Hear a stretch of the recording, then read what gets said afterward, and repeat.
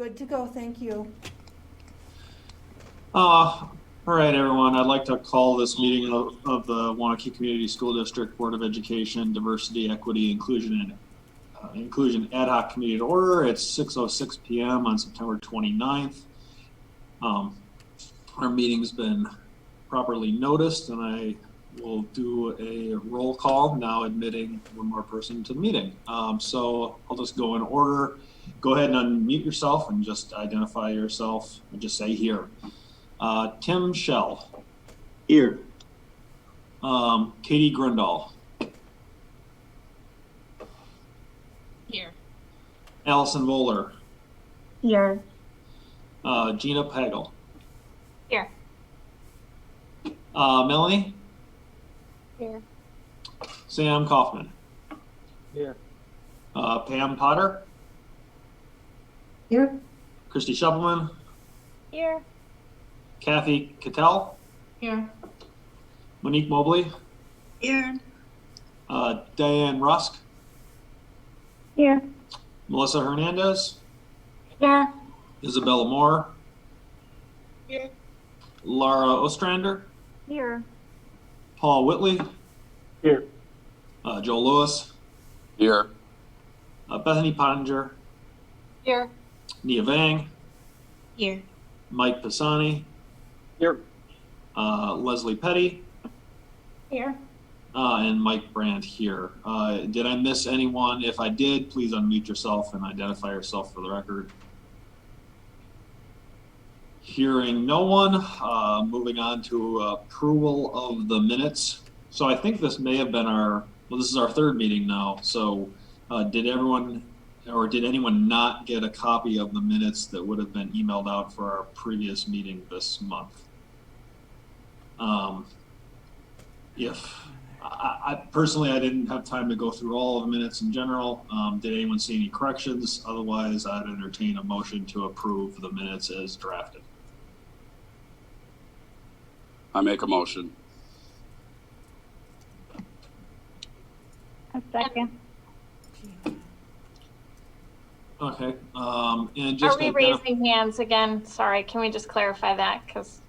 Well, that's a good question, Gina, because I think we're going to get to ground rules regarding virtual meeting norms and best practices shortly. So maybe, I think is the right answer to that question.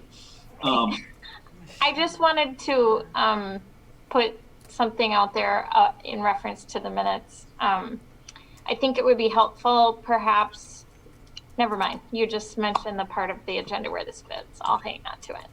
All right. So with motion, was there a second for Joel's motion? Yep, Gina. I seconded it. I didn't raise my hand. Okay, thank you, Diane.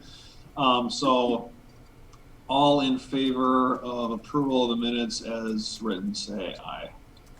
Aye. Aye. All opposed, say nay. Hearing no no's, that passes unanimously.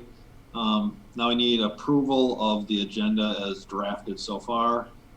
I will say, I don't know if I've ever been in any meeting where we have not approved of the agenda. The only thing we ever tend to do here is we might shuffle things around or put them in different order to move things, but this is what's on the agenda and what's noticed. And because we are technically a committee formed by a government body, we actually can't add new things to the agenda at this point because they wouldn't be noticed anyway. So effectively all we can do is remove things or make minor corrections. So does anyone have any issues at all with the agenda? Otherwise, I would entertain a motion to approve as written. I'll move to approve the agenda. Sam? Okay, thank you. I'll second it. Okay, thank you, Paul. So all in favor of any additional discussion about the agenda? Dr. Potter, you have your hand up.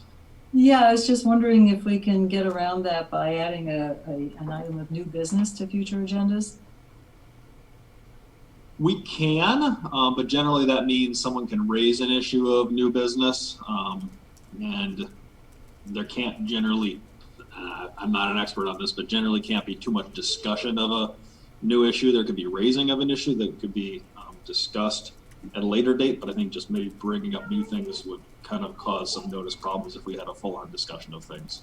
So that's a good point. And I think adding a line about thoughts about new business is good. I think future meetings at the bottom of our agenda kind of covers that, because you can always say, how about we talk about this later?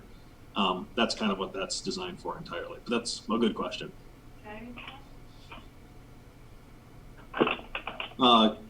Hearing no other discussion, all in favor of the approval of the agenda as is? Aye. Aye. All opposed, say nay. And that's approved. Moving on to the next item on the agenda is discussion regarding virtual meeting norms, best practices, and ground rules. We set this for about 10 minutes total, just to try to keep us on track and not talk forever, because I know, at least myself only, we could probably talk about rules forever. So I don't specifically know who had asked that this be included on the agenda, but it's a very good idea. I think it might actually have been Leslie. So Leslie, want to take the lead and go from there? Yes, I'd be happy to. So I thought that a good place to start is to ensure that when it comes to virtual meetings and norms, obviously, this isn't the same as being in person. So I think a really good start is to ensure that all of our mics are turned off, because we hear outside external noises, and also it will help on sometimes we have to turn off our videos because it may sometimes help with the bandwidth. So I think that's something else that we should be also conscious of. I think another way for us to be orderly, because we all have a lot of views, perspectives, is to raise our hand and to be acknowledged. And that would either be through you, Mike, or through Joel, the co-chairs, would have to acknowledge hands. I think something else as co-chairs to be responsible of your role would be to acknowledge any chat, any input and information that is added in the chat box. I think that is also equally as important as it is anyone that's sharing their voices.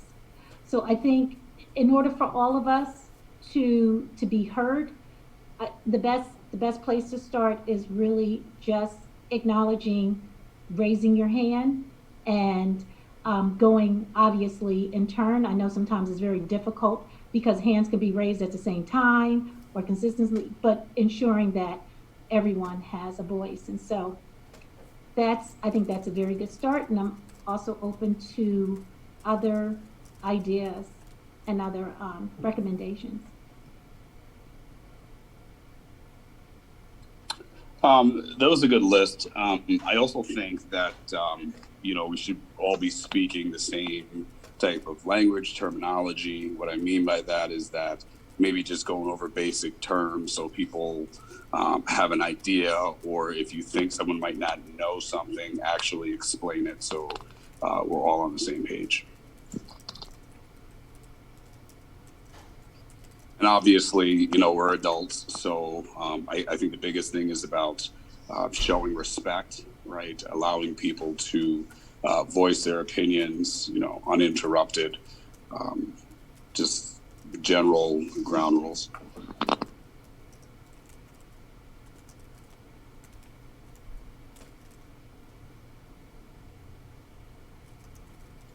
I think I'll chime in and just say one other thing. I kind of look at my role as more of a facilitator in running the meeting, less to share my take on things. So what I will say is, I think last week I had a bit of a home challenge in terms of getting the right people in at the right time. So what I'll try to do, at least from this end, is I'll try to log who is raising hands in a specific order. And then also, as Leslie said, acknowledging the chat. So with that also being said, Gina, you raised your hand next. Go ahead. That darn unmute. I just was wondering, Mike, I believe someone had shared with you a set of norms that we had seen in other places, the Courageous Conversations norms. Do you know what I'm referring to?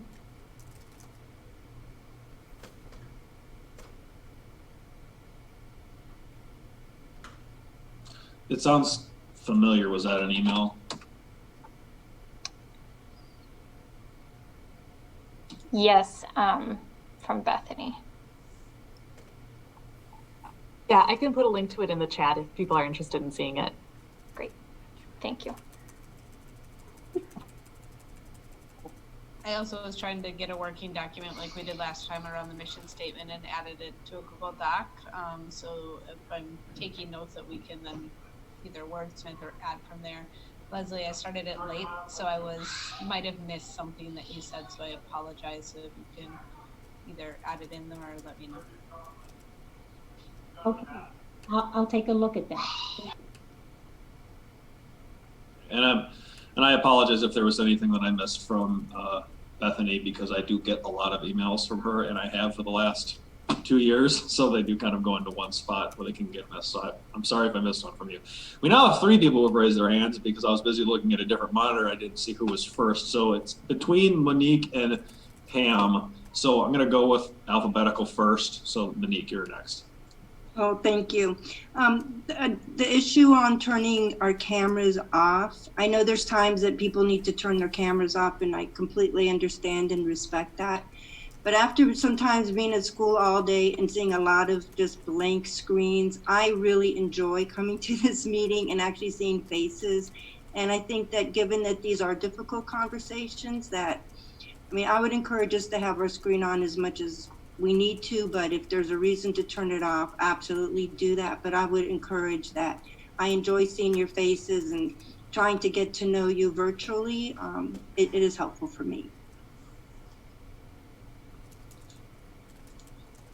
All right, Pam, go ahead. Yeah, at the risk of sounding clueless, I'm wondering, Joel, can you elaborate more on language and clarification? I know, for one, looking at some of these documents today, I got really confused by all of the acronyms that were in some of these documents.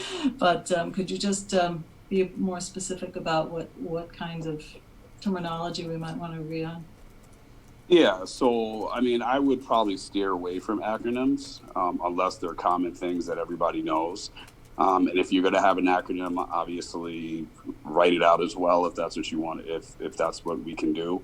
I think for me, when we start using, like, obviously we know what an ally is, but like if you start, and I'm just pulling words out, if you start using like white fragility, or you start using just other words that when we're having this conversation, they just tend to be part of that conversation. But now that I'm thinking about it, what I could do, just to make it easier, is I can maybe generate a document and maybe put it in the shared drive of just common language that I typically tend to hear or people tend to use if that's helpful.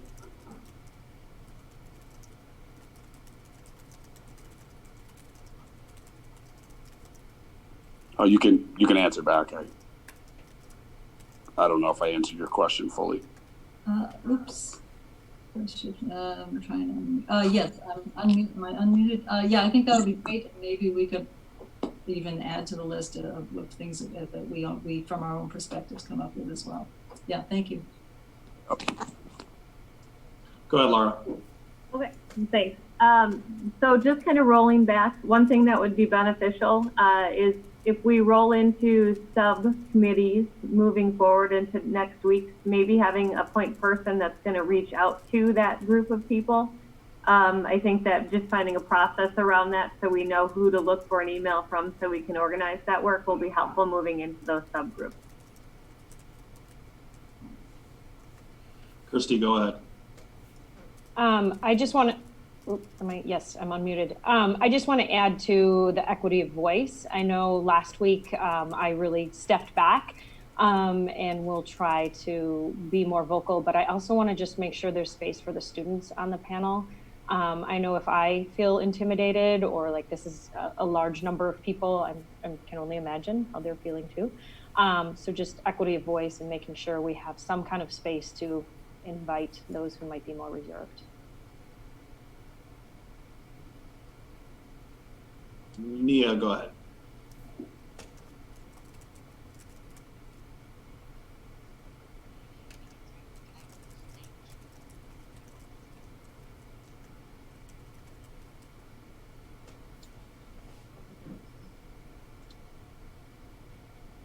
Can't hear you, Nia.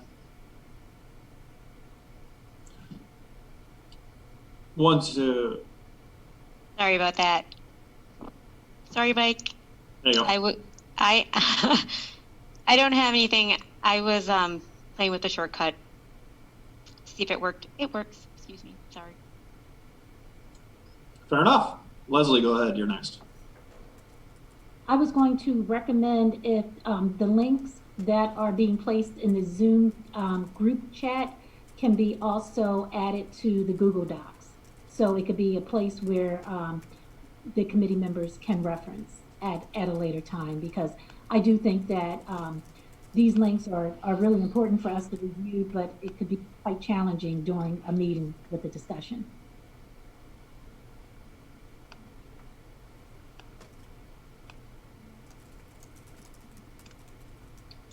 Gina, go ahead. So one of the links that was put into the chat by Bethany is that set of norms that I referenced earlier. And so I am just wondering if people are interested in taking a peek at those and considering adopting them kind of as they are, in addition to some of the things that were already brought up. This is a set of norms that I've worked with on a couple of different occasions when talking about issues of equity. And sometimes these conversations can be tricky. So far, we've been talking about a lot of logistics, and there hasn't been, many points of contention. But I think going forward, these norms have been a great place to start in book studies and in meetings that I've been a part of that have addressed things like this. So just briefly, they include staying engaged. Gina, sorry I'm going to interrupt you incredibly Sure. rudely. Would you mind if I threw this up on the screen share just so everyone can Go see for it? it. That would be perfect. That's better than me reading out loud to everyone. Well, then, no, you can narrate it as soon as I get it up. All right, here you go. Go ahead. All right, hopefully everyone can see. This is our, good. Yep. So again, staying engaged, speaking your truth, listening for understanding, experiencing discomfort and being open to that, expecting and accepting non-closure. I'll speak to that one briefly because that may be new for some people. It's just that we understand that it's not going to be resolved by the end of the meeting, but if things come up, it's good to address them, but not to expect that there's any kind of resolution immediately. Maintaining confidentiality and then withholding judgment. And then that equity of voice part that someone else mentioned, saying just enough and making and taking space accordingly. So I guess I'm interested in what others think about using this model of courageous conversations, or if we'd prefer to create our own set.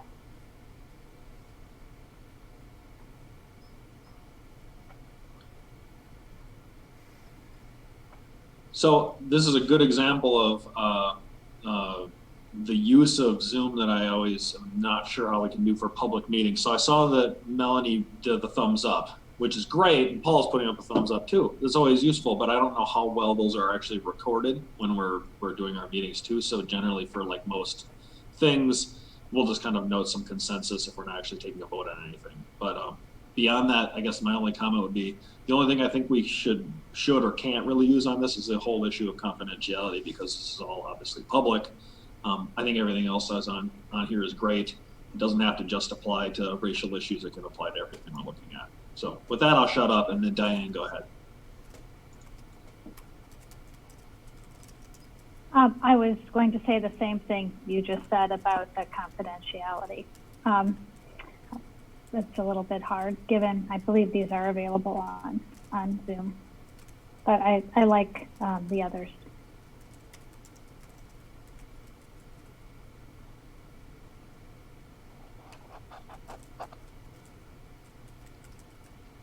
Mike?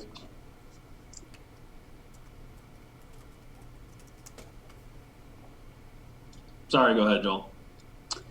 Yeah, so Do you think we should just, I mean, if everyone is okay with this, should we just vote it in? Can't hear you. You mean like voting on following these kind of norms? Yeah, minus the confidentiality, because I mean those are basic ground rules. I mean, there's really no reason for us to make up our own. Well, I don't have any problem with that. What I would just suggest that we do is we review this and we vote on it at our next meeting, only because of the way we've noticed this. And this might be pedantic, but that's the way I am. But we just have this as discussion regarding norms. If we said discussion and take action on norms, then that kind of allows us to actually take an action.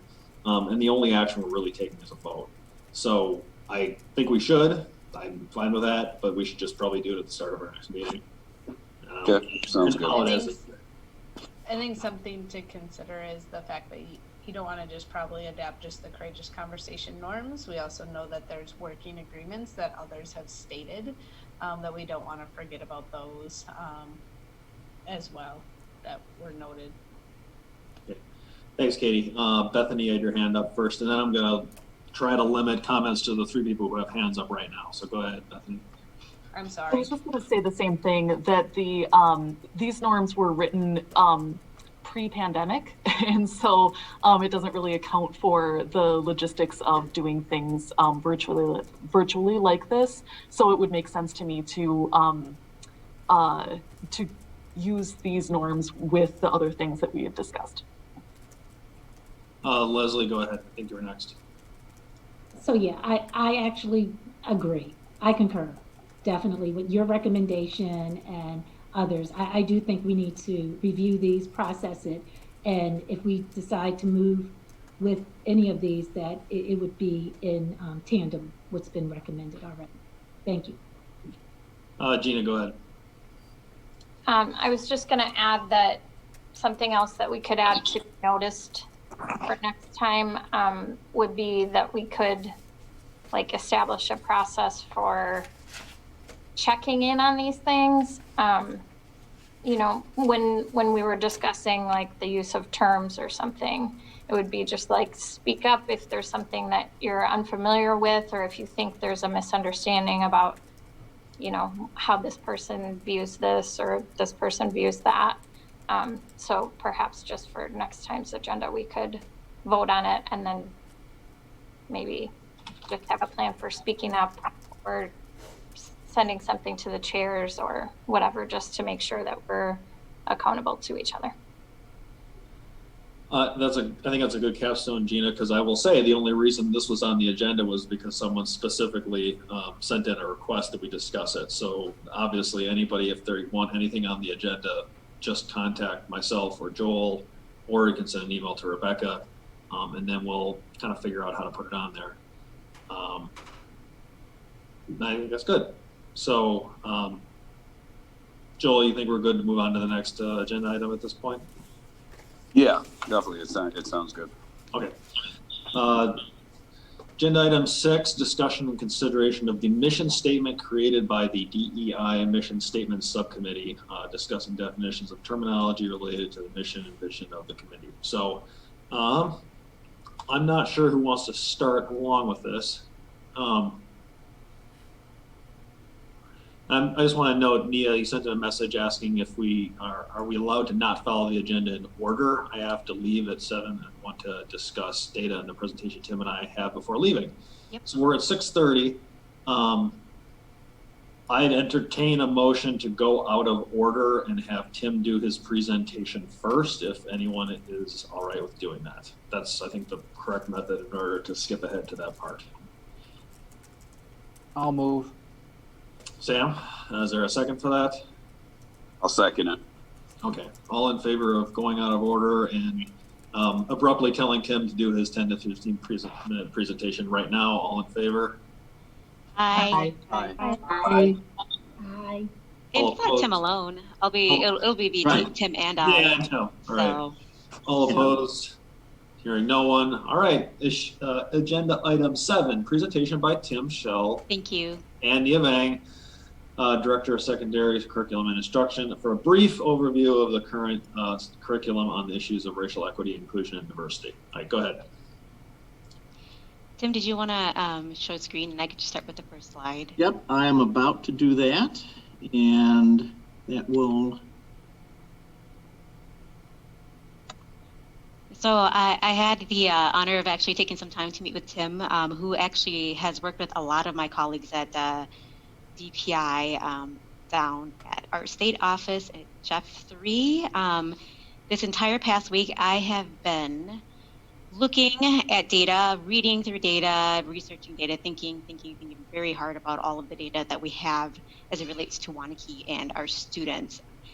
What I did, Tim actually put together this fantastic slide here. I know some of you may have seen this. Tim, I'm trying to like scroll down. I can't because it's your slide. Sorry. So second, Thank you. This one right here. Appreciate it. Instead of boring you with a ton of data points, if anyone does want that, I mean, that can be, I can show you where to go. I can point you to where that data is located. That being said, Tim did put together a very nice, concise slide deck of all of the general information that we would want for this team.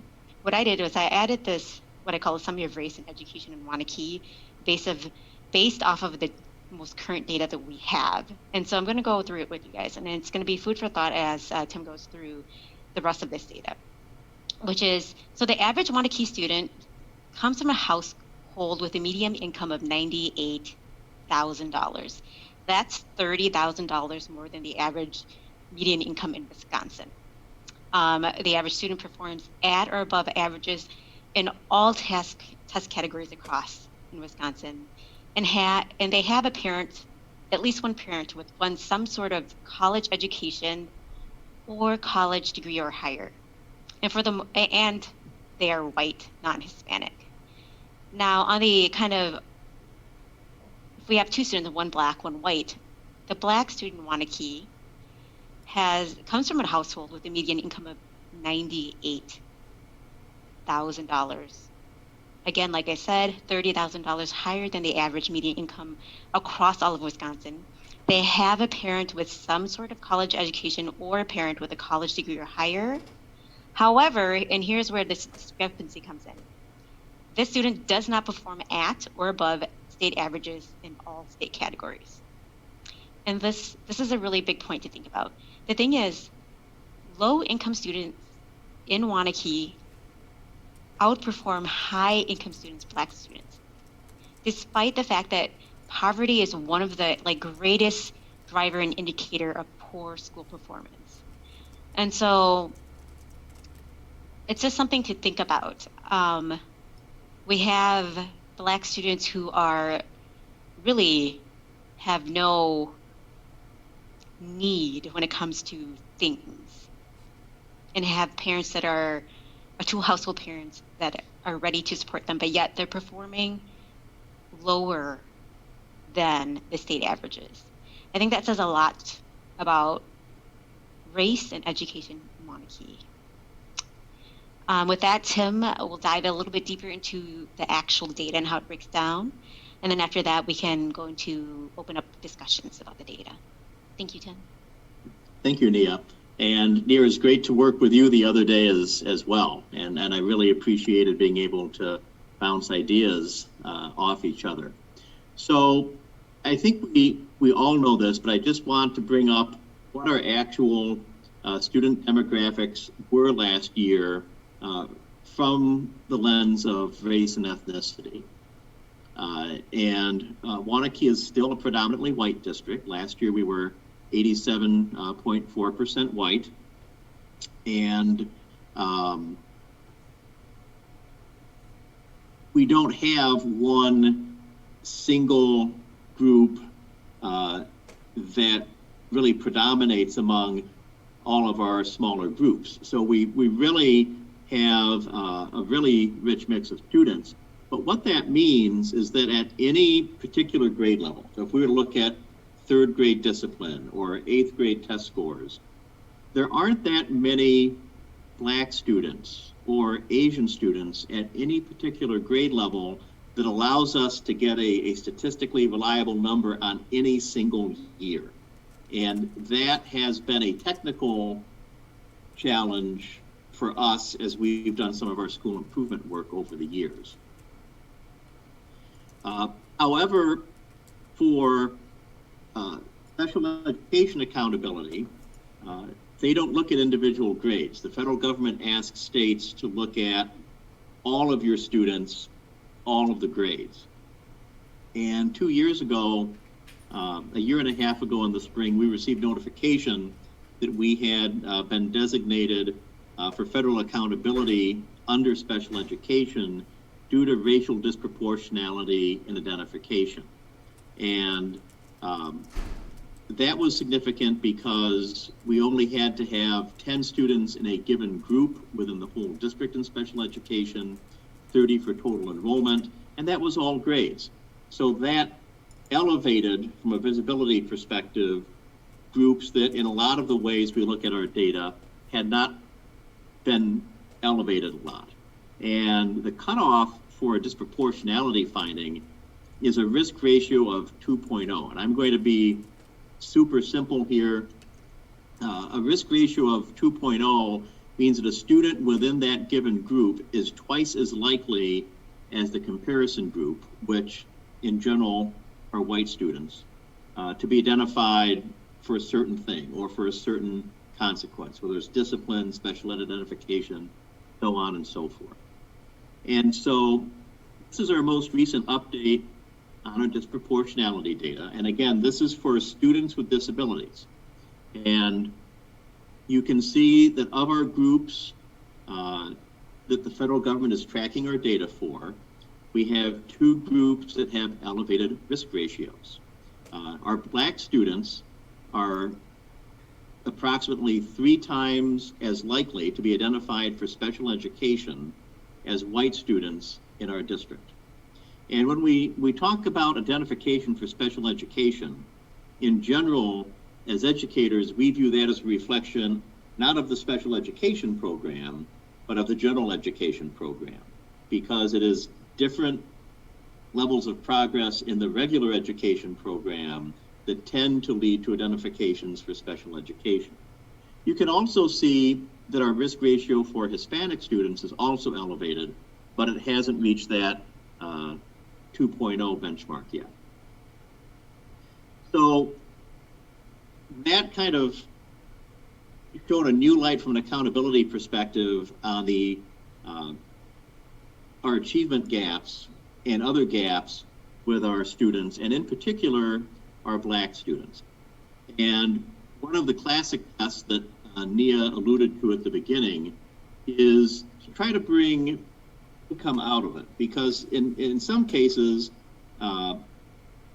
poverty has an association with some other factors. But one thing that we can do to shine a light on whether we have racial disparities in the system is to look at the outcomes that low income, or what we call economically disadvantaged white students see. And this would be, the measure for that is, do you qualify for free and reduced lunch or don't you? And I will warn you that for the rest of this presentation, economically disadvantaged shows up as ECD, and non-economically disadvantaged students, which are students whose households do not qualify for free and reduced lunch, they will be shown as non-ECD. So acronym warning coming up. And so because our numbers in any given grade for state testing are very small, what we did for this analysis was we combined all of our grades that take the state's forward exam. And those are exams that students take beginning in 3rd grade all the way up through 8th grade.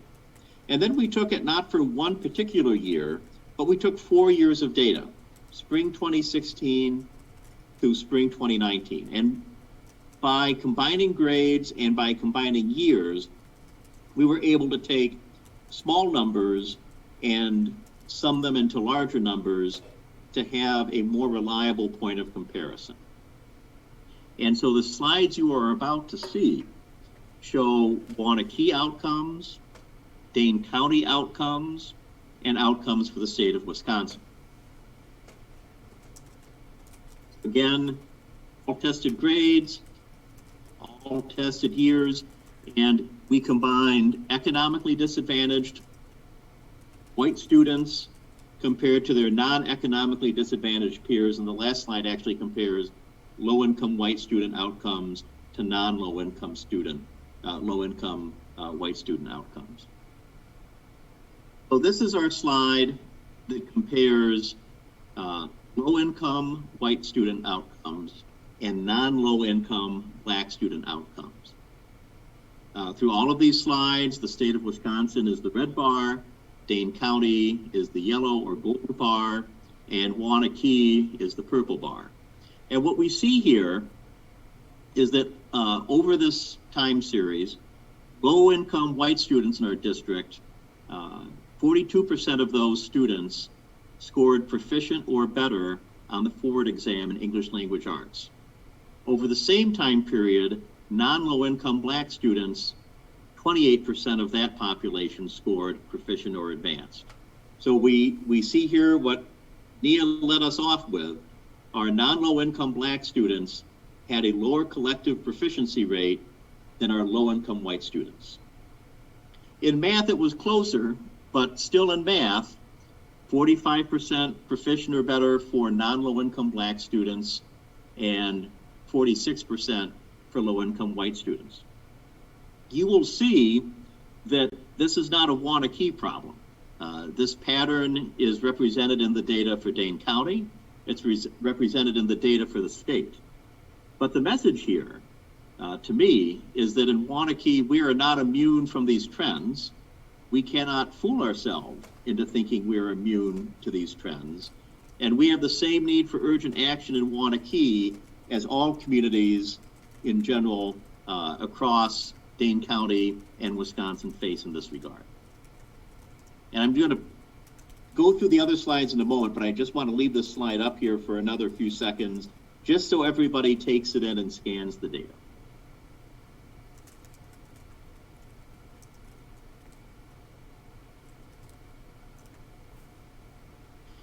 The next slide is for our Hispanic students. And here, you will see that non-low-income Hispanic students do outperform our low-income white students in both English language arts and in mathematics. And you will see this is also true for Wisconsin and Dane County as a whole. You will see that the outperformance is not necessarily large, but it's there. And you'll see one thing that is kind of a classic Waunakee effect.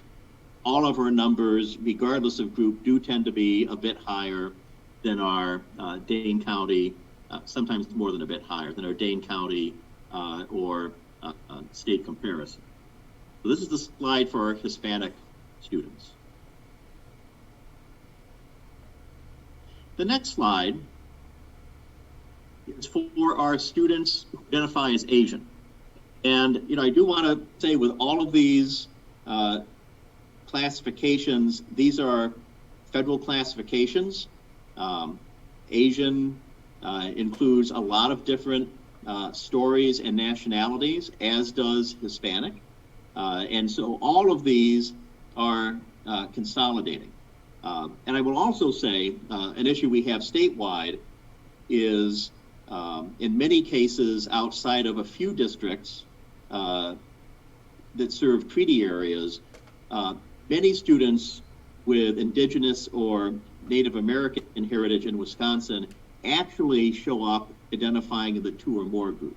So, you know, all of these data descriptions have some nuance behind them. But you can see for our Asian students that our low-income Asian students more noticeably outperform the non-low-income Asian students, more noticeably outperform the low-income white students.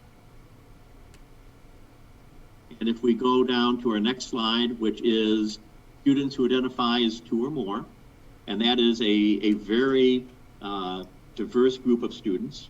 Again, we see that our students who identify in the 2 or more category, our non-low-income students, also outperform low-income white students and also their peers in the state. And for completeness, final slide with the forward data compares our low-income white students and our non-low-income white students. And you can see how the gap exists on a strictly income basis for students who identify as white. So that's the story with all of our groups. And I do have just a little bit more information here at the end. But before we go to the next slide, it looks like Joel has raised his hand. Joel, do you want to make an observation or ask a question? Yeah, so I guess my first thought is, and maybe this is just because my kids have to identify, where do biracial kids who are white and black, where do they fit in? Like what category? They probably fall into the 2 or more. If that's what is checked on their enrollment forms, that's where they would be grouped for reporting purposes. I'm going to do a shameless plug here, Joel. I'm actually leading a project right now where it would allow us to, for parents, students, teachers, to identify students at a very granular, where you would say, for example, you are Hispanic from South American, whatever nation you're from. You're Asian Hmong, you're Asian Cambodian, you're Black Somali with white German, you can type that in. But that's not coming until the 21-22 year. So just shameless plug, that's coming up. But for now, it is just, because we do it federally based off of federal requirements, it's very broad. You get 2, you're in the 2 group. It doesn't really break it out in this data. You know, because I think about Waunakee and identifying, right? I think I see more biracial kids than straight black African-American kids. So, you know, I question the data. I don't say I question the data, but, you know, what is the percentage of those African-Americans actually in Waunakee? Right. So there are a lot of limitations in this data, and that's definitely one of them. I think after this project is complete and we're able to collect data at a much granular level, we'll have a lot better understanding of what our student population looks like and their actual performance. At this time, what Tim and I have put together, or what Tim put together here with my review, is the best that we have. But thank you, though. Absolutely, that's very important to bring up. We don't have that granular data at this point. Thank you. And Joel, to quickly answer what I think I heard you ask, this slide way at the beginning, this is how students, and really this is generally their families, identify them on our enrollment forms. So students identifying as Black or African American constitute 1.3% of the student body. Students who are identified as multiracial or 2 or more constitute 3.8% of our student body. Our largest group are white students identifying as white currently. Second largest group are students identifying as Hispanic. Do you think, Tim, it's possible to break it down even more? I mean, since we're doing it locally for us, are we able to break down those groups a little bit more? I can answer that unless you want to. Go ahead, Nia. We can, but we're not allowed to because we have to protect student identity and who they are. Federal reporting, if we break it down any more than it is now, you would be able to, if you wanted to, and you wanted to get into stats, you can actually pinpoint students because we have such low numbers that if we're based off all of the data that are available, you can actually start pinpointing down to specific students. So is that data, can we see that data? I think Tim may be able to, I know I can, but we can't for the public facing side, we can't do that because we have to protect students. And that's why they're blocked. We have a specific calculation that we do that we have to stop it at, because once you get beyond that, you can actually identify students. I got you. Yeah, I'm sorry. Yeah, that's just something, one of the protections that we have to put in place. Okay. And all of this data, to build on what Nia shared, Joel, is based off of the enrollment form. And the enrollment form asks for the federally mandated categories. So if we were to, with the form we have now, do the unpacking that Nia is foreshadowing for us from the state in the future, we would need to do a separate survey or data collection of all of our households, asking for a more granular identification of their student's identity.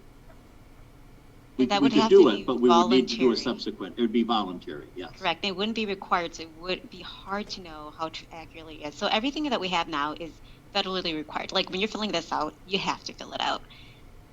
When my project rolls out, it would all be voluntary, and that's the key. It's voluntary. I wish it was put into law, but that takes a whole lot of legislation. So I'm hoping that we can get people interested in it and people would volunteer that information. But it really is about participation when it comes to that point. Thank you, Tim. Thank you, Joel. Yep. So the next slide we have, the next two slides, I should say, contain data from the Dane County Youth Risk Behavior Survey. And this is a survey that's administered to middle school and high school students every other year, I think. And if I get that wrong, if Mel or one of our other pupil services professionals could unmute and correct me. But I think it's in every three. Every three? Third, okay. Yeah. Yeah, so it's an every 3-year data collection. And it comes from a standard form that's used across the state. There's some modifications made for Dane County. Dane County asks a few more items.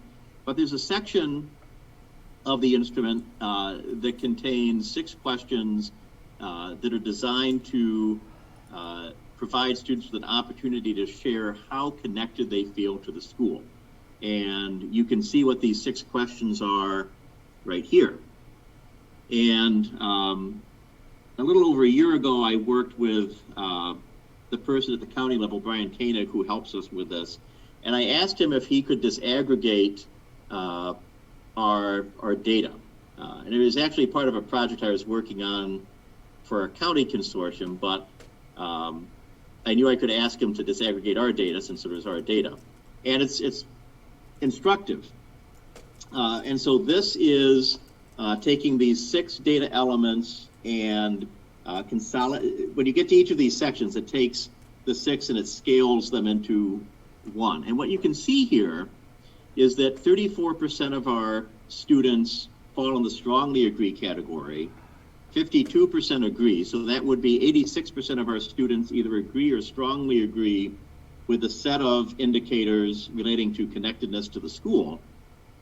But you can see that varies some by group. And so you can see for our Hispanic students, that is 19% strongly agree, 48% agree, for a total of 67% versus the 86% overall. And for Black or African American non-Hispanic students, the agreement percentage is a little bit lower even, at 55% combined. So here are 2 groups in particular that we know from our youth risk behavior survey data are reporting on indicators that they feel less connected to the school community. So again, I think last week, I think it might have been Leslie who spoke to this. There is an inclusion and community dimension that's very important to this work. And I think our Dane County Youth Risk Behavior Survey data helps underscore that. And that is the last slide in this presentation. There's a report in the data folder that's about a 28-page report called our Student Achievement Report. The most recent year we've pulled the data together is for 17-18. There's a lot in there. in that, because a lot of the information is grade level measures, we actually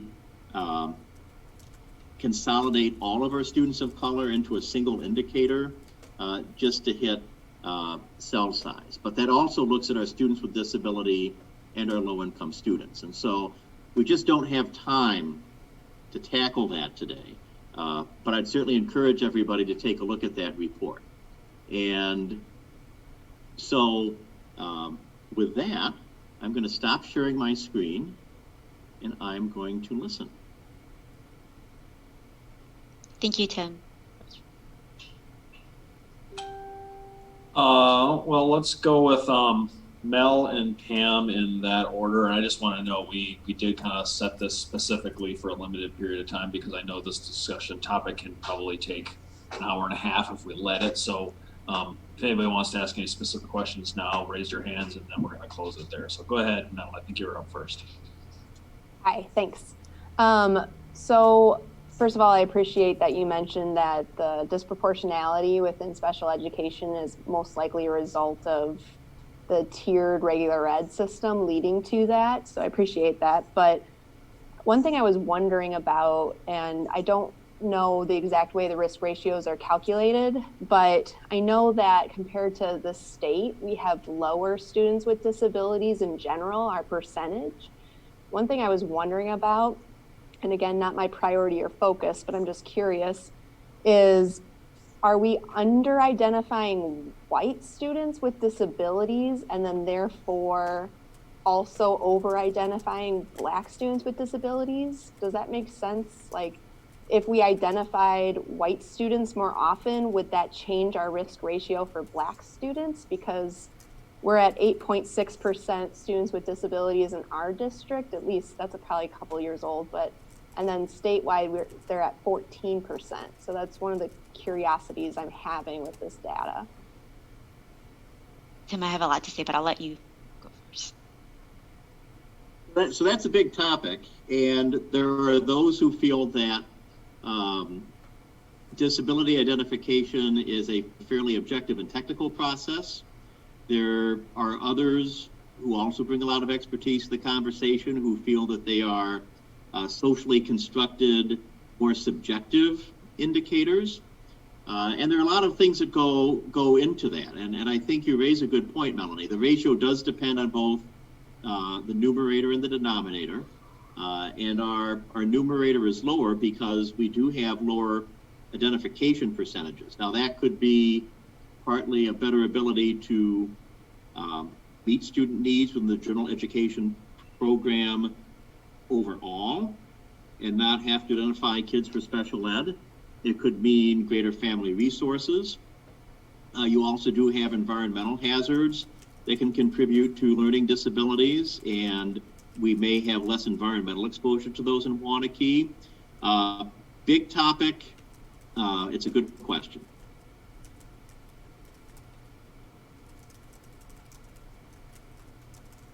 Can I go ahead? Go ahead, Pam. Okay, yeah, just two very, first of all, thank you so much for pulling all of this together. This represents a tremendous amount of work and really appreciate your clearly presenting it as well. My one question, again, has to do with perhaps my lack of familiarity of how these calculations are done, but it seems to me where we have such small percentages of minority groups in this community, most of the groups we're looking at even under 5%, when we look at those achievements of those smaller groups, are we relying on maybe such a small number of students that perhaps one really good student or one really low underperforming student can throw off these comparisons? That's my first question. And my second question, maybe it's more of a comment. I noticed in the very last slide that you showed us that it was a student, I think a Middle Eastern North African student, it was 100% disagreement with feeling comfortable in the school environment. I suspect that's one student, and I wonder if that student feels isolated owing to religion, if that's part of the issue there as well. That's it. Thank you. Tim, are you okay if I say a couple things and I gotta exit really quick? Dr. Potter, that's an excellent question, and absolutely. So the issue with these data is when it comes down to that many numbers, absolutely. One student can really throw the data off because of the calculation and how small it is. That being said, the slides here, and Tim, you can account to it however you need to in the back end, but it's the best data that we can have with such a small amount of students that we have. When I was reviewing through this absolutely went through my mind because I know how it's calculated. But the reason why it doesn't throw a flag at me is because it's also absolutely reflective of the whole of Wisconsin.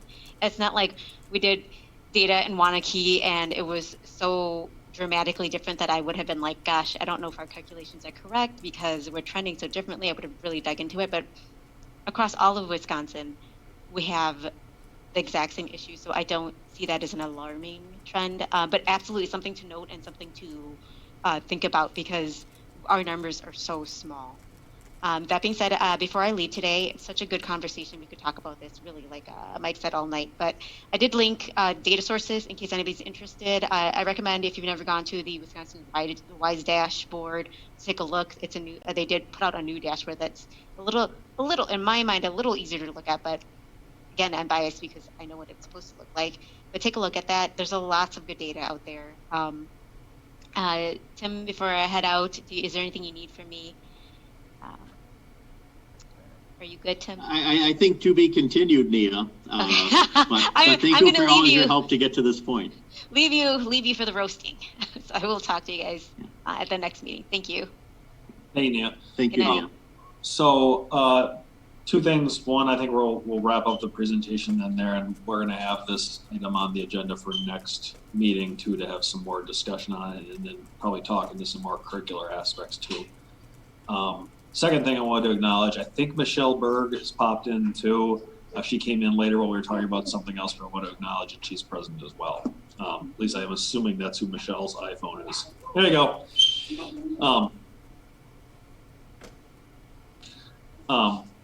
So with that, I think we're looking back around to agenda item 6, discussion and consideration of the mission statement created by the DEI mission statement subcommittee. So whoever is in charge of that, go ahead, unmute yourself and take it away. I volunteered to go ahead and read it, and basically we got together last night. We were able to come up with a way to present it, and I think we felt that it was not necessarily short and sweet, but it was easy to read and covered all the points that I hope that we all agree on. So it's okay, just go ahead and read it? Sure, go ahead. Okay. All right, the mission statement we came up with was the WCSD Diversity, Equity, Inclusion Ad Hoc Committee strongly believes that by creating a diverse, equitable, and inclusive environment, we will prepare all students to thrive academically, socially, and emotionally in a multicultural world. We are committed to advocate to end practices, structures, and systems that oppress all students and stakeholders of the WCSD through identifying barriers. By examining the instructional practices, curriculum, and assessment as it pertains to diversity, equity, inclusion in WCSD, to growing a safe and welcoming culture that fosters diversity, equity, and inclusion, in hiring practices, professional development, access to resources such as onboarding and mission for equity, diversity, inclusion, by studying trends in economic or other community factors. In using a data-driven approach, we hope to identify areas of strength and opportunities for growth, as well as provide recommendations to the Board of Education for every member of our Waunakee school community. It sounds great, Paul. Does anyone who drafted that along with you have the ability to pop that up on screen? If you want to email it to me, I can put it on as well on my own. I can do that. Thank you. Sorry. Yep, I'll grab it 1 second. I'll pop it in the chat.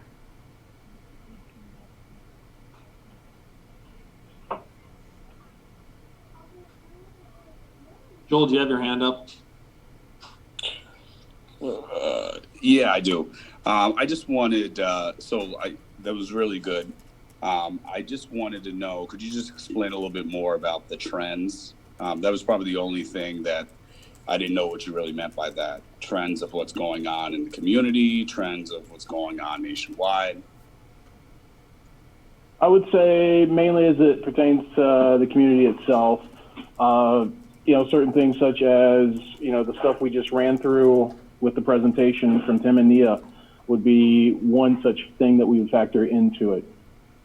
As far as how kids are reacting towards the environment, how teachers, and I would say pretty much anybody, would react to the environment, but the community as a whole, what is the racial makeup, crime, any other type of statistic would probably go towards that. Okay. I mean, one suggestion, maybe we kind of add something so it maybe can encompass that as well. You know what I'm saying? Obviously, we don't want to put all that stuff on there. But like I said, when I was reading it, I just didn't know. But now that you explained it, I totally understand. But maybe there's some sort of word or verbiage or something we could put on there to just kind of focus it more towards like us, our local.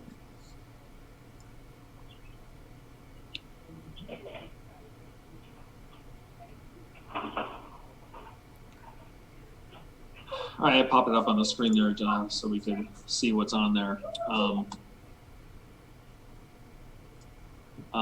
Any specific changes I think can be made from there, or we can entertain a motion to just confirm this.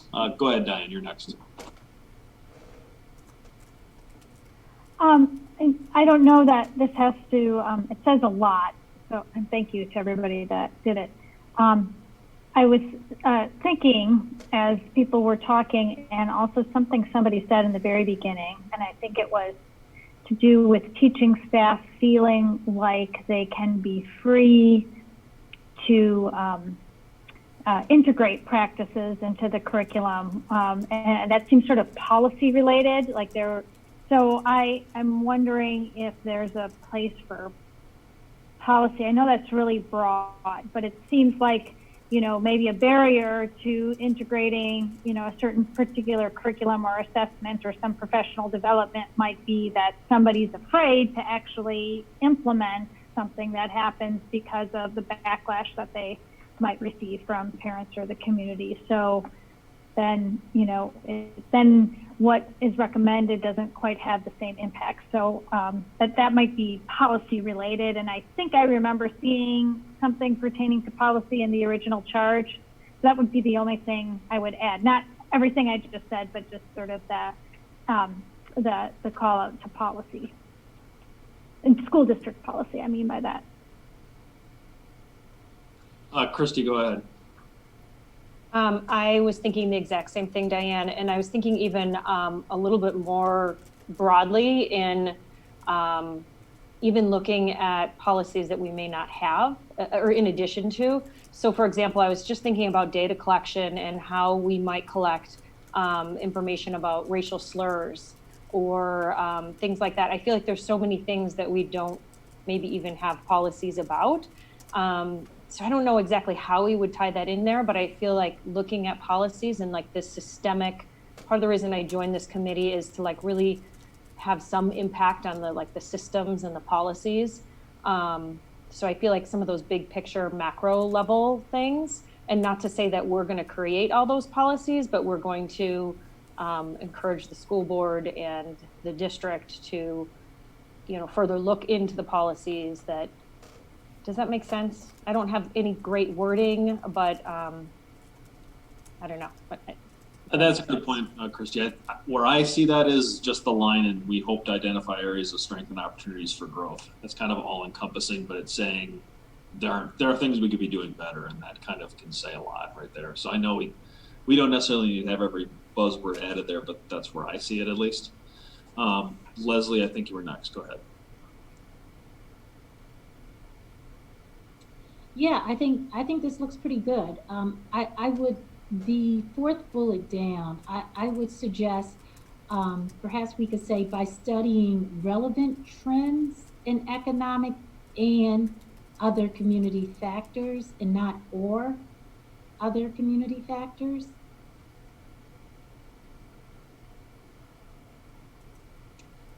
And by studying relevant trends.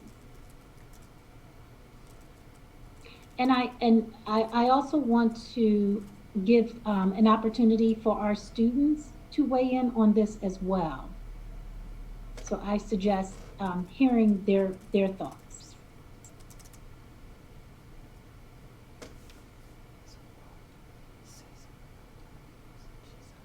Like, just like putting, like adding on, like, it's like wonderful, it's really good.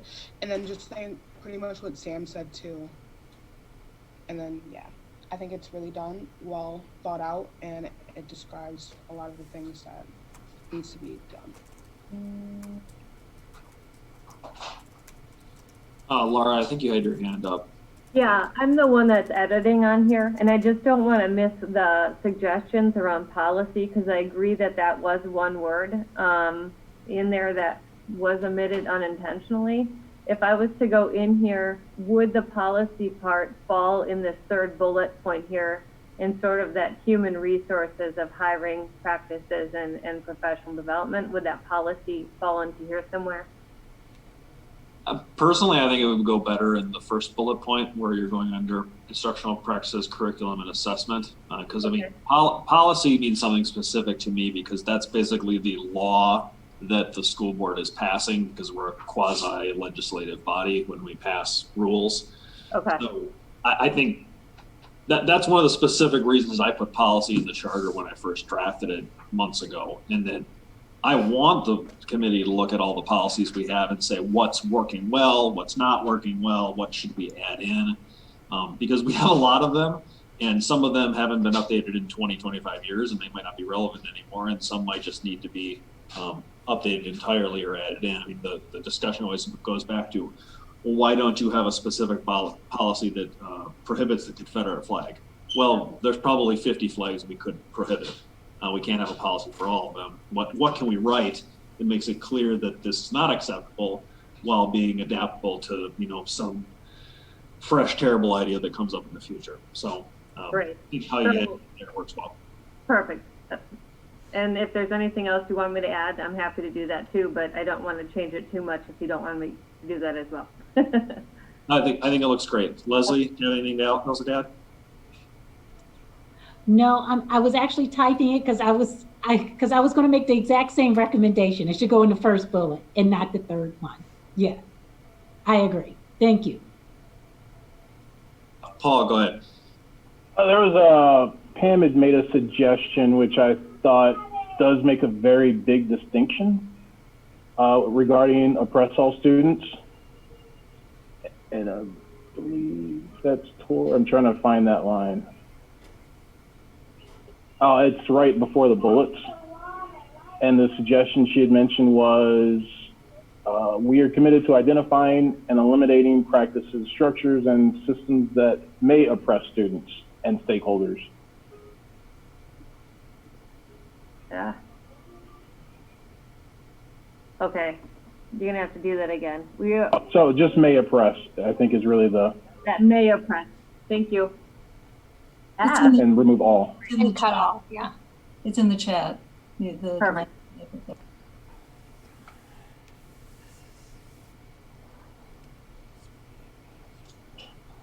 Any other suggested modifications? Monique, go ahead. I'm on board with what we have here. The 4 bullet points, I get a little bogged down because there's not a parallel structure in how they're written. I think if we could come up with something, that would be something like, if you're going to use by examining policy, we could also say by promoting a safe environment, by making sure by something or hiring practices, but to have a parallel structure in there, because my mind just starts getting a little jumbled as I'm reading the 4 different styles of the bullet points.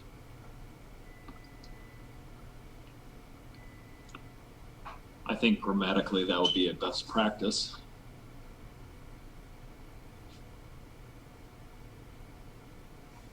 If if anybody wants to throw it out, we had a lot of discussion around that last night as well. So if you want to tell me what to type, I can throw it in. Or if somebody wants to wordsmith after this, that's fine as well.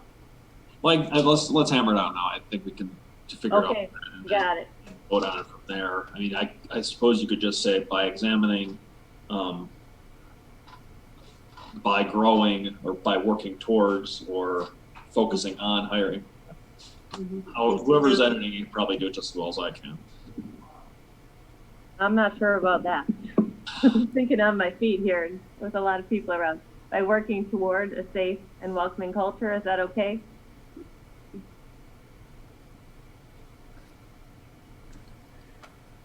Leslie, you have something to add? Your hand's up.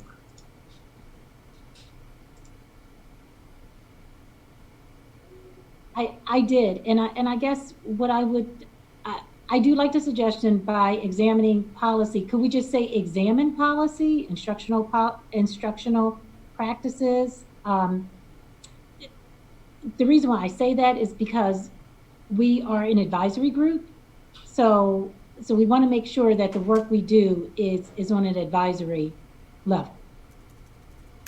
We want to keep that in mind.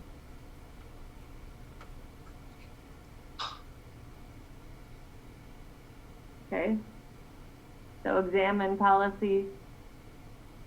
And then do we have to change this up here then if we're changing the structure of these to all verbs?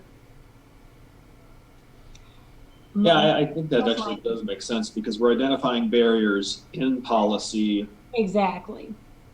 Anything within culture that does not foster diversity, equity, and inclusion in hiring practices, and then anything in economic and other community factors. Exactly. So you're not actually talking about an active verbiage, you're talking about where are the barriers. So we're actually kind of removing the verbiage entirely to get rid of passive voice and everything and just have. Exactly. Yeah, I would recommend taking that approach. Go ahead, you had your hand up. I think you guys are getting to it. The second bullet doesn't quite work with the new construction because I think you just said it. Through identifying barriers, the examining policy identifies the barriers. You know, the examining hiring practices identifies the barriers. The trends might, but by working toward a safe community and welcoming culture is not identifying a barrier. So that's just, that might be why it feels awkward. I think the authors used the different constructions because it needed to follow, it was more of an outcome. Number 2 is more of an outcome of what the others' actions will do.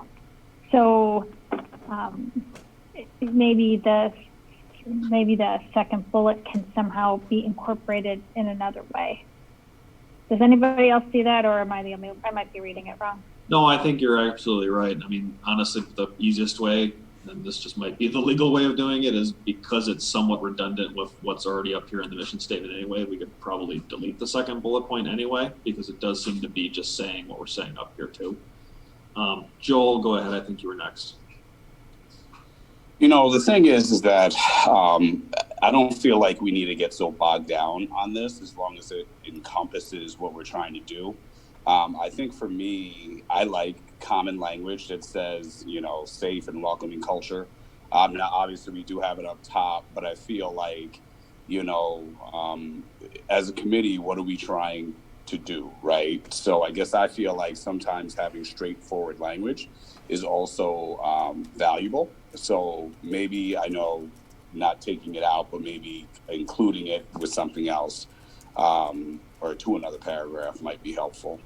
But again, like I think this thing really encompasses a lot of stuff that we're doing. So it doesn't really have to lay out everything, I'm assuming, right?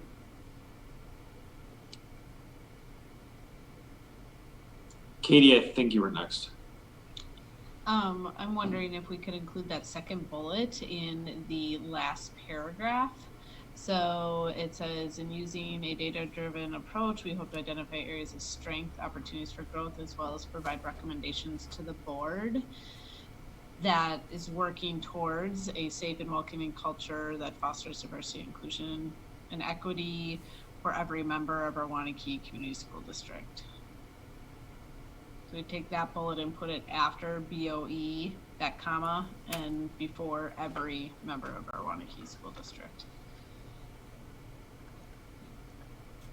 I think that sounds like a good idea. Gina, go ahead. I was going to make a similar suggestion, just not to cut it, because that was something that seemed to resonate with a lot of people in our last discussion, as well as it was definitely seen in the data that we saw from Tim tonight as a serious area for continued focus. So I'd like to see it move to the end as well.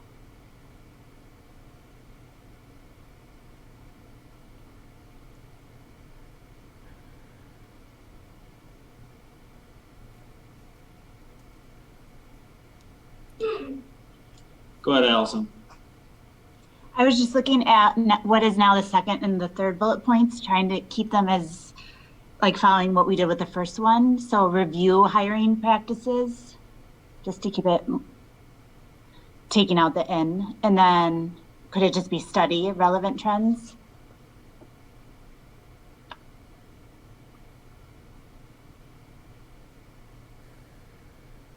Leslie, go ahead. Yeah, that was exactly my same recommendation.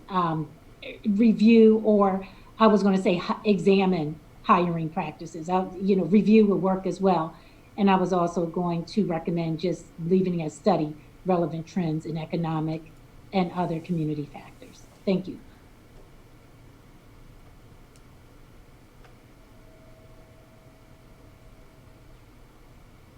Does this look good overall? Michelle, go ahead. I think you're trying to raise your hand, or at least wave it. I am waving. I know I wasn't, can you hear me, in the original charge, but I know it was something that's on my heart too, and it's something that was mentioned in the comments last week. We talk a lot about looking into the curriculum and the instruction, but do we also want it to be part of our charge to also look at our extracurricular practices and understanding how those relate to our kids, of, feeling welcomed and all of that, sports and everything else that goes, all the clubs and all that goes along with it.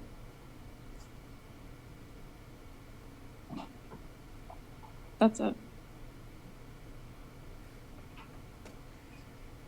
Okay, I just want to acknowledge there's some other things in the chat here that I haven't seen popping up when I'm trying to edit and monitor multiple screens here. Sam, you also noted that, and this was a couple minutes ago, so we may have gotten past it, modifying the sentence to read, we're committed to identifying and recommending, eliminating practices. Just Sam's noting we aren't a body that can actually take any specific action. We can only make recommendations. So I think that's highlighted here, and that we're wanting to identify things and make recommendations overall. That's the overall point of what we're doing.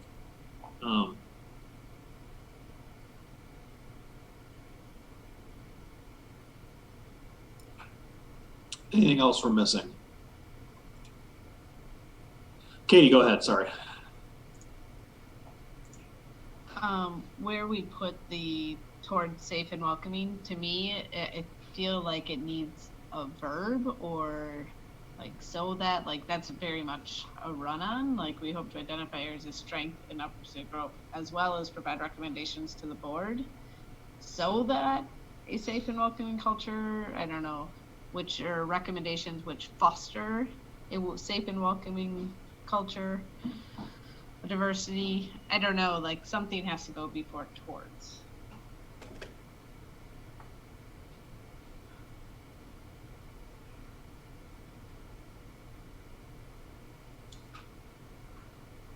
That look better. Yeah. Okay.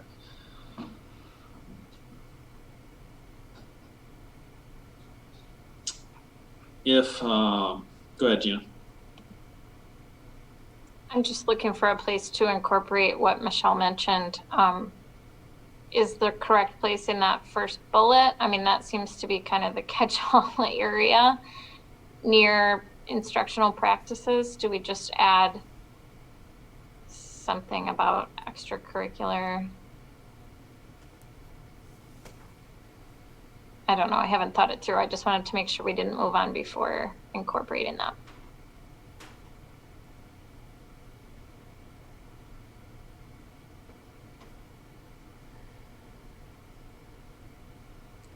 Sorry, I'm muted. I guess I don't have any issue with including it, but co-curriculars are included in everything the district does. So when we talk about, for example, policy, we have co-curricular policies that cover all those things. So I assume that it's covered already because policy is such a big catch-all. That certainly isn't in instructional practices, but it is in policy. So I will shut up, and I think Diane raised her hand for a second there.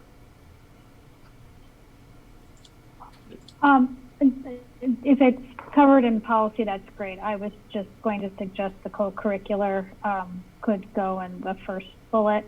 And I want to just make an observation, and it's been other school districts, and some of the worst, some of the worst overt aggressions I've seen have been in sports, that Waunakee students I know have experienced from others while at a meet or a game of some sort. So, you know, I don't know what our students are experiencing, you know, from their own students, but it might also be that we have to think, you know, I'm sure that there's policies regarding how you deal if you get a complaint from something that happened at a game where it's outside of the district that impacted. But for that reason, I think it's important to name it. If we could name it as co-curricular, I would name it.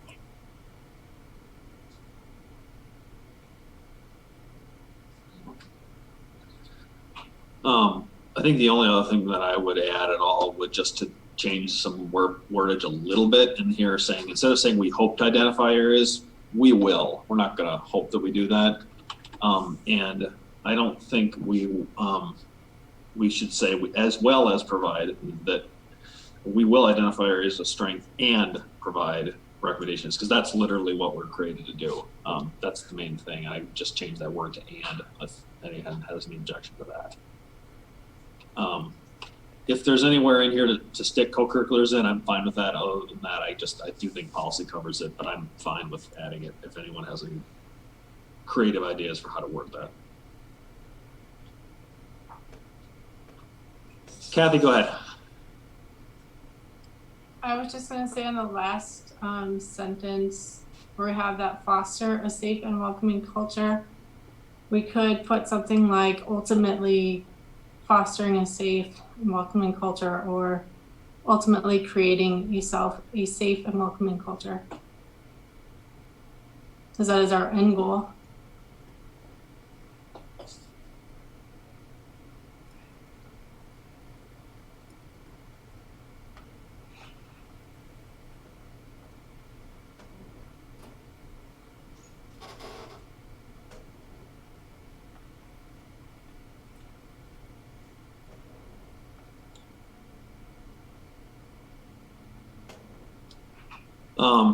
Well, I guess we can probably wordsmith this all night. It'll be more or less different shades of the same thing. So if there's anything else specific to add in this, I guess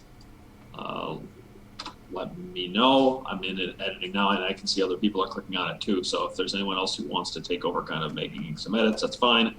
Otherwise, we can entertain a motion to adopt this as is.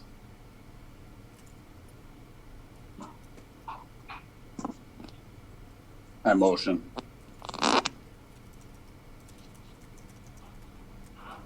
I'll second. Okay, sorry, who was the second? Just say your name out loud. I think it was Pam and I, but Pam, you got it. All right, Pam seconded. Any further discussion on the overall statement as is currently displayed on the shared drive and on the screen right now?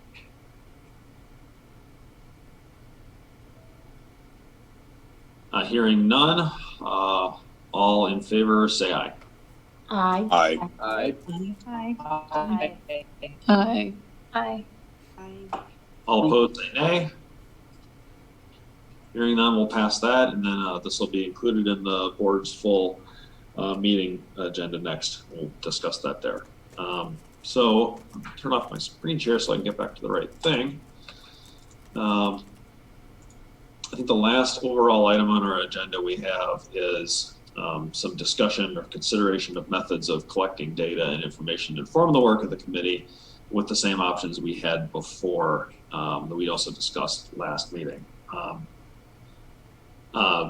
I guess I would just open this up to comments from here, and I assume what is likely next step is we would probably have to consider whether or not there's any specific cost to any of these methods. Tim, you could probably speak to the issue of doing surveys or whatnot, and someone else could probably speak to the opportunity of doing an equity audit in terms of community input sessions or anything like that. I don't think there's a cost there, it would just be scheduling. So feel free to raise hands on any of these issues. Bethany, go ahead. So Mel, Gina, Kathy, and I have been looking at some different options for equity audits in our little subcommittee. We have started an annotated bibliography, which is in the shared drive so that people can see it if they would like to as we work on it and add to it. We established some criteria that we would be looking at for each of the different options. And the criteria that we came up with was to look at who is being surveyed. Like, is it just administrators or teachers? Are students being surveyed or families? What kind of data is addressed? Like, is it just like test scores and things like that? Or is it more anecdotal? If any recommendations are given after the questionnaires and things are completed, and then if there are any costs. So we have all of that in the in that annotated bibliography. So we're going to be looking some more at that, but we wondered how the committee would like us to proceed as far as if you want us to just present you with all the information that we have, if you would like us to kind of narrow it down to one or two audits that we think would be particularly helpful in our school district. And also the thing we also wondered about is if we might have the opportunity to have a consultant or someone to help us with an audit, or if it would purely just be our team kind of doing this, or our district doing this on our own.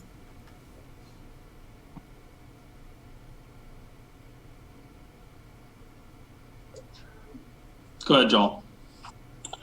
Yeah, so I actually like option 2 because, you know, we have subcommittees so we can pare things down. And then instead of just giving us all the information, just kind of paring it down and then having the discussion, I think it'll just make it a little bit more efficient, especially with the topic that, or the tools Jewel probably will be discussing.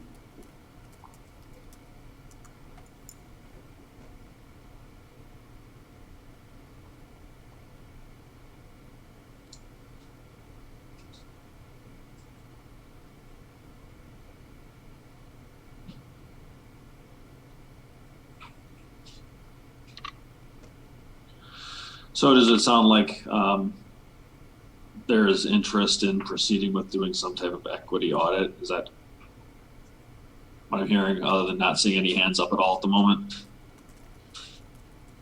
Pam, go ahead. I'll just raise my hand to break the silence here.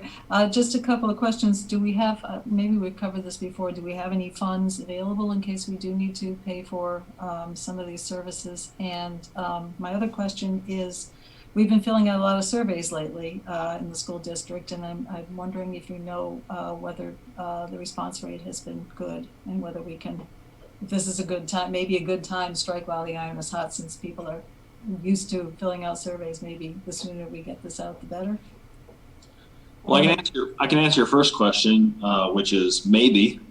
There hasn't been anything specifically authorized yet because we haven't asked. So I think it depends on what we want to do, and if we go to the board and say we want to do something and it costs $800, then I'm pretty sure they're going to say yes. If we say that it costs $100,000, I'm pretty sure they're going to say maybe not.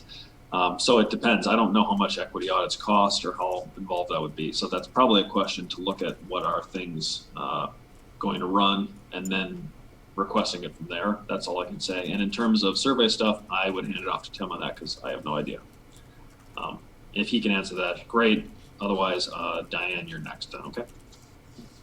Yeah, and just one thing, I'm technically the host of the meeting, so I don't have a hand-raising function. So, but if I ever want to say something, I'll put it in the chat. So we've done surveys before. A lot of our survey platforms are electronic. We've used some of the federal surveys that were referenced in, at least in part in the bibliography. We've had our best participation in surveys over the summer with some of our reopening model conversations with the community. Historically, when we've surveyed parents, we've been underrepresented for families that need translation. That's still something that I think we, from an execution standpoint, can do a lot better with as a district. It's a real need of ours. And we've historically had very few parents and responsible adults of students of color who have participated in our surveys when we've had a survey that's been able to surface that. And so whatever we do, I think we've got a lot of technical capabilities to do a survey, but I think we would want to do a lot of preparation and outreach work first to make sure we were including everybody that needed to be in the conversation. Diane, go ahead. Yeah, so I can appreciate, so I think the idea of an equity audit is good, and I didn't have a chance to glimpse over the a huge amount of information that the team put together, so thanks Melanie and everybody. There's so many pieces to that, so it strikes me that, you know, one aspect is the policy aspect. So when we're looking at the data, and I'm just making this up right now, but you know, and gee, there's these inequities in terms of student performance or student placement and special education. And so the equity audit might be looking at the policies that are behind what that placement is. And so there's so many layers to it. It might be that you know, we could maybe try to digest some of the things, some of the information that folks have put together, and then I would think it would look a little bit differently depending on if we were looking at curriculum. We might look at the history curricula. They're pretty broad, so I can see why the idea of bringing up somebody external to help with that. So I think there's a lot of really talented people in this group. Our capacity to do everything, all the different aspects of an equity audit might be limited, but maybe we could do a couple of things really well. That's just what I was thinking.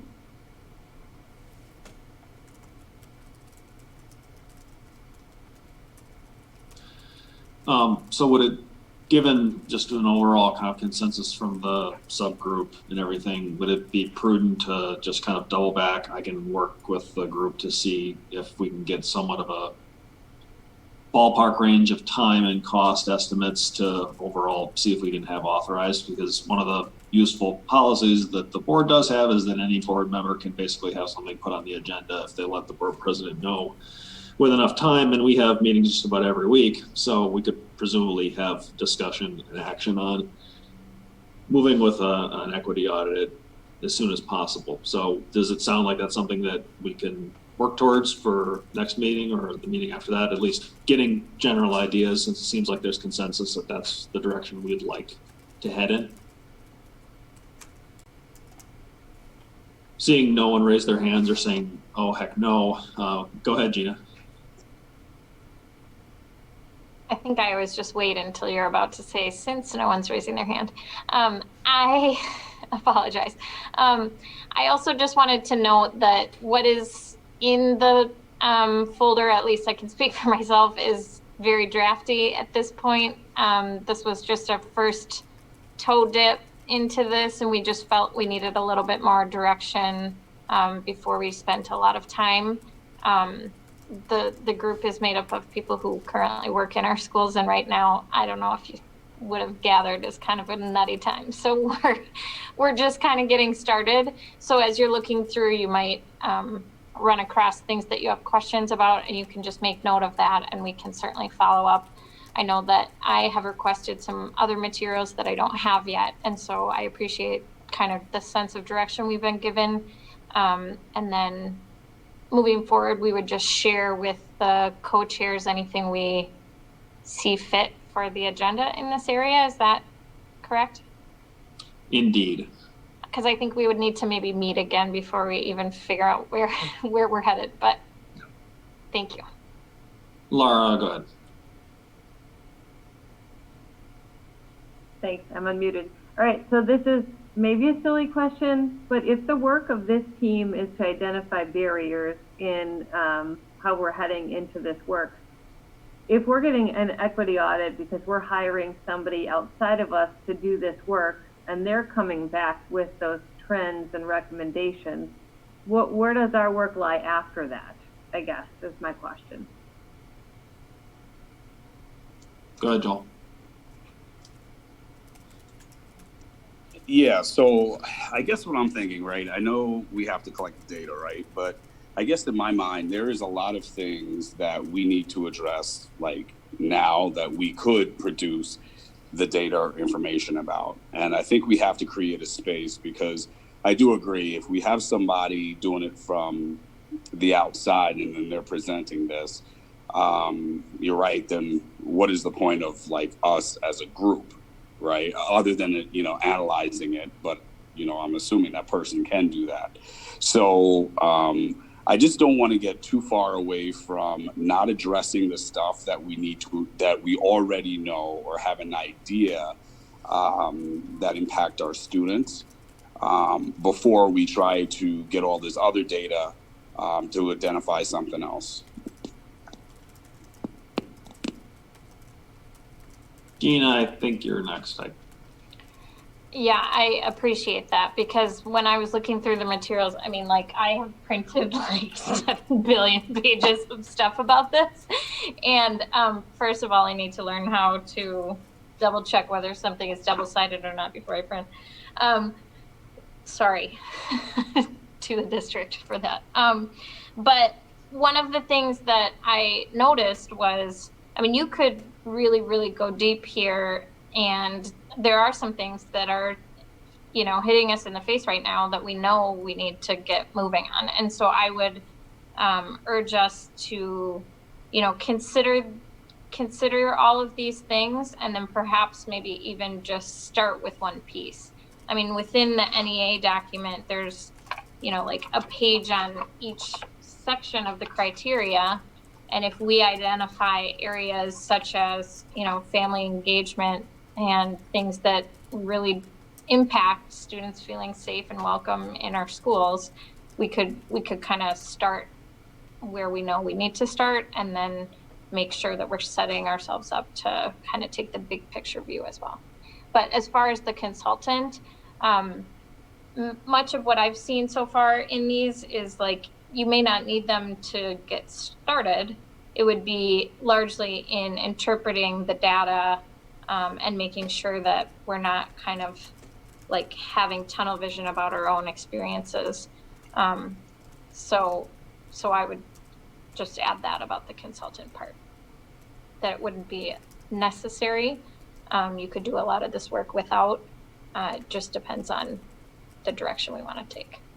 Bethany, go ahead. Yeah, I was just going to chime in also about if we wanted to look at having a consultant or something like that. The reason that I thought that could be something that would be advisable is because I feel like when you're integrated into something, you have assumptions, or you see how you think things are perceived, but that might not actually be how it really is, like from another perspective.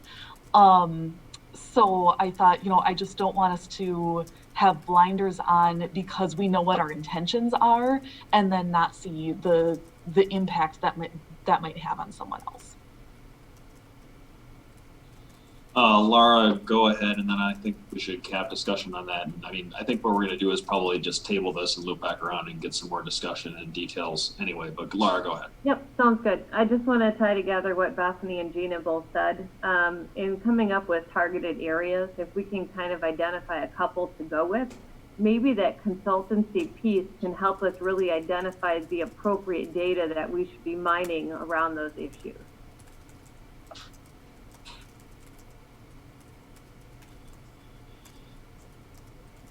All right, sounds good. Not seeing any other hands up. Yeah, don't do it now, Gina. I think that's more or less everything for our current agenda. Has it worked pretty well in terms of doing the polling that Rebecca has been sending out for scheduling these meetings? Because I think at this point we can probably just set the next meeting based upon when the most people can attend for this one. And apologies that we had to do it today because we fortunately had to stick another ad hoc committee tomorrow and we can't run them both at the same time. So with that, I think unless there's anything else, I'd entertain a motion to adjourn. Mike, Sam has an agenda item. Sure, what's that, Sam? I emailed it in last time. I had heard that there were some proposed changes in curriculum, so I thought it would be good, for Tim to report on that next time. Yeah, I actually had specifically asked that we not put that on this week because I thought it could take up way too much time, and we're already running in almost 2 hours now. So I think we'll put that on next meeting for changes to curriculum, specifically regarding some of the disproportionality things that Tim did allude to today too. So those are good things to bring up, and I know people have been angsty about specific changes and what exactly is going on and what they don't know about. So it'd be a good thing to bring up to have some good information out there because it'll probably calm people down. So thank you for bringing that up again, Sam. We'll make sure that's on the next agenda meeting. Note there. So hearing nothing else, entertain a motion to adjourn for the day. I make a motion. Joel, second? Second. Seconded by Melanie. All in favor, say aye. Aye. Aye. All opposed, say nay. Someone said nay, but I'm not going to record it unless they want to identify themselves now. All right. Thank you, everybody.